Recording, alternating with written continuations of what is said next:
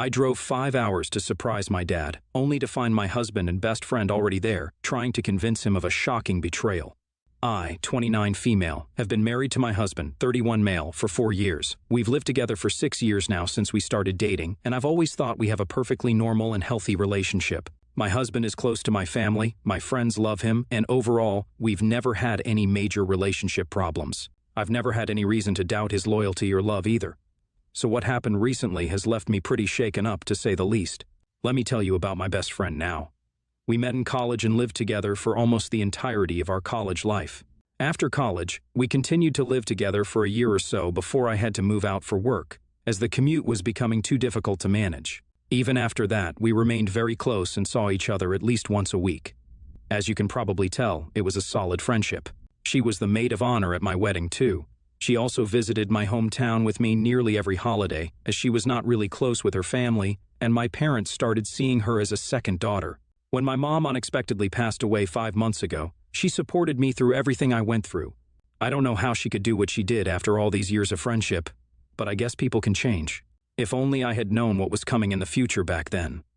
My husband and my best friend obviously know each other, and the three of us hang out often. I never saw any reason to be suspicious of them. In fact, the thought never even crossed my mind. I always assumed they sort of see each other like some sort of siblings. Boy, was I wrong. But let's circle back to that later. As I've said already, my mom passed away a few months ago. This has been obviously difficult for my dad, but he has taken it like a champ. I tried to visit him as much as possible, but he lives around 5 hours away, and between the distance and my work, I can't really visit him as much as I would like to. My dad had also been acting weird for a while, asking me if I was doing fine, and saying I can tell him anything. I thought he was concerned about how I was dealing with my mom's death because we were very close, and her death has been a huge blow to me. My husband recently went on a work trip. Coincidentally, my office shut down for 3 days for some maintenance and security checks, and we were supposed to work from home. I thought this was the perfect time to surprise my dad with a visit. I left in a hurry and called my husband to let him know I'll be visiting my dad, but he didn't pick up. I assumed he was busy with work and would call me soon. After 5 hours of driving, I finally reached my dad's place. Imagine my surprise when I saw my husband's car parked in the driveway. He was supposed to be nowhere near this place, so it wasn't possible that he was dropping by on the way, and even if he did, he would have definitely told me. I couldn't figure out what was going on as I rang the doorbell. My dad opened the door and was really surprised to see me. He hugged me and asked if what he had heard was true. I said I didn't know what he was talking about, and before he could answer, I saw my husband behind my dad. He looked like he was in total shock. Before any of us could say anything, my best friend emerged from the living room, asking what was keeping them both. When she saw me, she literally stopped speaking mid-sentence. My dad finally broke the silence. He said that if what he had heard was true, he would be very disappointed in me. I asked him what he meant and what my husband and best friend were doing here without telling me. Before my dad could say anything, my husband turned to me and said that he could explain and that he needed to talk to me alone. I was so confused at that moment. I snapped at him and said that whatever needs to be said will be said in front of everyone. Clearly, they were comfortable having a conversation with my dad without me. Dad asked us all to have a seat at the very least, and I just followed him to the living room mechanically. My best friend was silent the whole time. After a very uncomfortable silence in the living room, my dad told me that he knows about my problem. What problem? What on earth was even going on? I said as much, and he told me there's no point in hiding and that my husband and best friend had told him everything. Even more confused than before, I demanded an explanation from my husband.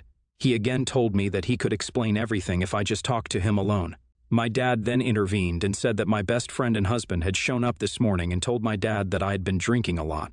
They went as far as to say that I was getting verbally abusive and buying more and more expensive bottles of wine and wouldn't let anyone stop me. This was an absolute shock to me. I mean, I do have the occasional wine now and then, but in no way do I have a drinking problem. The part about being verbally abusive and overspending was even more absurd than my alleged drinking problem. I obviously started denying everything and asked my husband and best friend what the hell was going on. What I found out has officially turned my life upside down. My husband told me he'll explain everything if I just went back home with him, but I demanded an explanation right there. That's how I found out that the two people I love most in the world were trying to cheat me out of my mom's inheritance by trying to convince my dad I was an alcoholic with a shopping problem. My best friend is a lawyer. I scanned the document she had built up to steal my inheritance, wrote an email about everything that had happened, and sent it to her workplace. She didn't have the guts to confront me, but my husband called me up, saying I didn't need to drag our professional lives. They can all go to hell for all I care. She told me that she'll probably get fired. AITA for doing what I did? Wow, I was not expecting the outpour of supportive comments and messages from you. I wasn't even sure if anyone would read my post, but I want to thank everyone for the kind words. It's still hard for me to talk about this, but I'll give you some context. My mother was an only child who inherited everything my grandparents owned. This includes some money and a beach house. She left it to my dad with a request for him to give the money to me. It isn't an extravagant sum, but it's still quite a lot. Dad worked as a banker his whole life and has a great retirement plan in motion, so he had no reason to keep the money. We were going to start the legal process of sorting out the inheritance, but it was supposed to take a few months, and after Mom's death, we had both decided we'll deal with it later. If only I knew what was to come. My best friend knew everything regarding this because, as I've already mentioned, we are very close. I don't know how this has been going on behind my back, but my husband and best friend have been seeing each other for a while. When they found out about the inheritance, they made this plan to convince my dad to temporarily give the money to my husband for safekeeping by saying I cannot be trusted with it. For the last few months, they have been secretly talking to my dad behind my back and convincing him that I'm emotionally unstable and had an alcohol problem. The day I caught them at my dad's house, they even had the papers ready for my dad to sign. I'm absolutely devastated. I've put in a request to work from home and have been living with my dad. My dad is pretty shaken up by everything. He used to see my best friend as a daughter, and this betrayal has been very hard on him. I honestly don't know how to manage my own emotions and take care of him at the same time. Some of you have told me to sue my best friend and husband, but I'm not sure if I'm in the headspace to get into a complicated legal case right now. I'm still pretty much in shock. I'll still talk to a friend of mine who is a lawyer and see what can be done, but as of now, it's unlikely. I just want never to see either of them again and try to move on with my life. I've had a conversation with my husband. It was extremely difficult even to see his face, but I knew it had to be done. At least he had the decency to look ashamed. I told him not to waste my time and tell me everything honestly. Apparently, he and my best friend had feelings for each other for quite some time. When I found out about my mom's death, I went into a depressive phase and spent a few weeks at my dad's place. Apparently, that I went over to my dad's place and lived there for a couple of weeks, and apparently that's when things escalated between them. So, there I was grieving for my mother, while the two people closest to me were betraying me in the worst possible way. I can't even believe what my husband is saying. Who knows, maybe this has been going on behind my back for years now. My best friend has gone radio silent on me. I hope she's feeling at least a little ashamed about what she has done. I have talked to my lawyer friend, and she said that since my husband and best friend didn't actually steal any money, the legal process might get tedious without amounting to anything much. I agree with her and have decided not to pursue anything like that. What I am planning to do is to get a divorce from my husband as soon as I possibly can, sell our house, move back closer to my dad, and never see those people again. I'm going to file for alimony and get the house, which I think is more than reasonable considering the massive betrayal I've had to face. NTA. I'm so sorry to hear what happened to you, OP.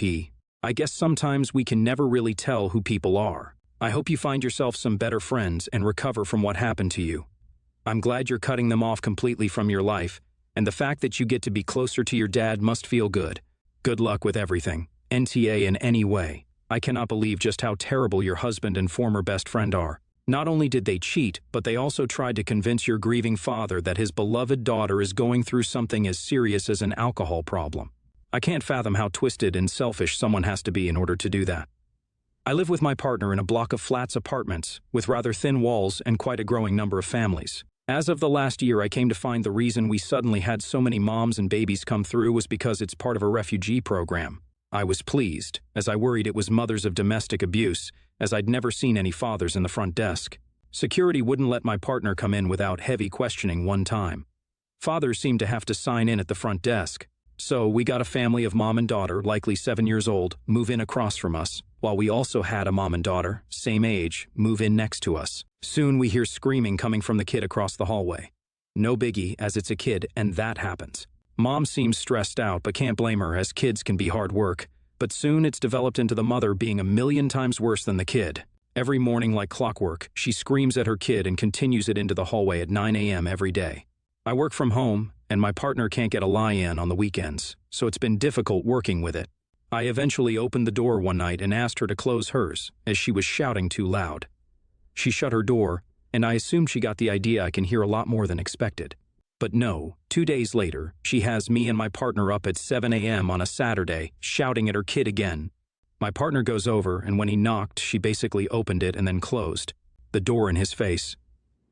Then the last resort, with a little less patience, I opened my door one morning after it was loud enough that I couldn't concentrate at work and said, "Please shut your mouth. You can't keep screaming at her like this." I assumed I had pushed it too far and retreated into my flat, feeling rather sheepishly embarrassed for getting that annoyed at her in front of the daughter. This was all last week. Today, she had her welfare checker come around for who knows what. How do I know? She had her door open.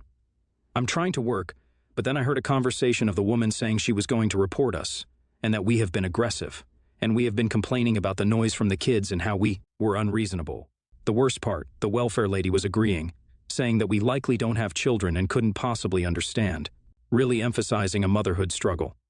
After this, I opened my door and said, "We have explained time and time again that we forgive you have a child, but not the way you scream at her. It's horrible to listen to, and I believe you treat that child terribly." And closed my door. I was angry and irritated. I'm also not a fan of how I approached that. AETA?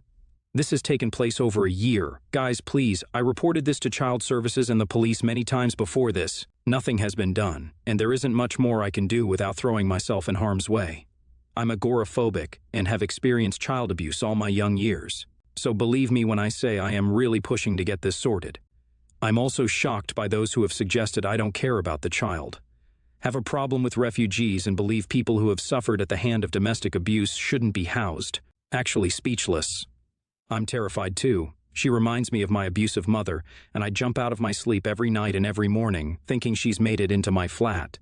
I'm doing as much as I can without taking the daughter out of the flat, which I cannot do for obvious reasons. Report was made to Child Services, the front desk, and I have recorded too.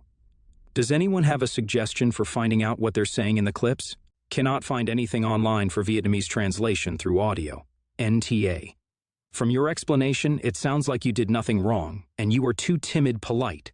If I had been through what you and your partner had, I would have told a social worker, a welfare check worker, that she was being verbally abusive to her child on a daily basis and constantly screaming and disturbing the peace. Not only that, but I'd complain to any authority I could if it continued to infringe on my peaceful habitation of my home and property. NTA, but I might have asked a welfare checker to come in after she finished with them so you could give your side of the story. Yells can escalate and become physical, and you'd want a record of that for the child's safety. So this morning, I got an email from her business teacher saying that my daughter, 15, did not submit any of her assignments, and because of this, he doesn't have enough evidence to give her a grade.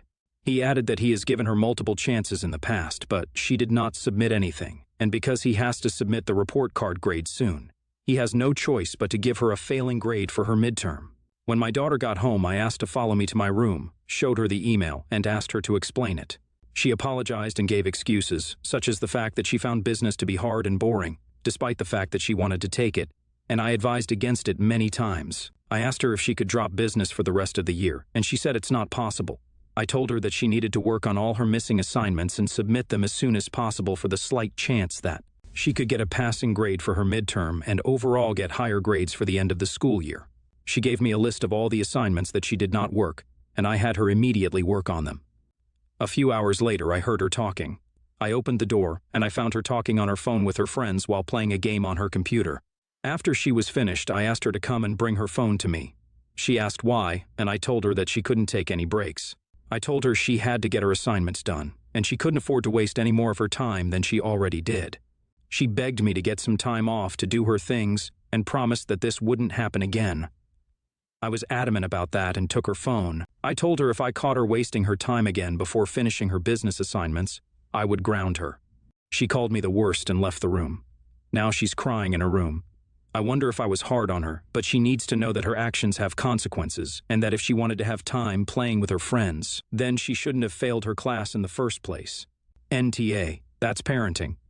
Sometimes we as parents are the absolute worst when we try to get our kids to do what they need to do. The situation she put herself in has made it clear that she doesn't feel the compulsion to do the work and was sitting in her room wasting the limited time she had to work on the backlog of assignments. As a result, her access to her friends, social media, and games was revoked. Hopefully that lights a fire under her ass to do the work that should have been done in the first place. NTA. Not failing the class needs to be her priority, not talking on the phone and playing video games. Your daughter created this problem for herself. She needs to fix it. When she goes to university or gets a job, no one is going to hold her hand to get her work done in a timely manner. So it's best she learns the lesson sooner than later.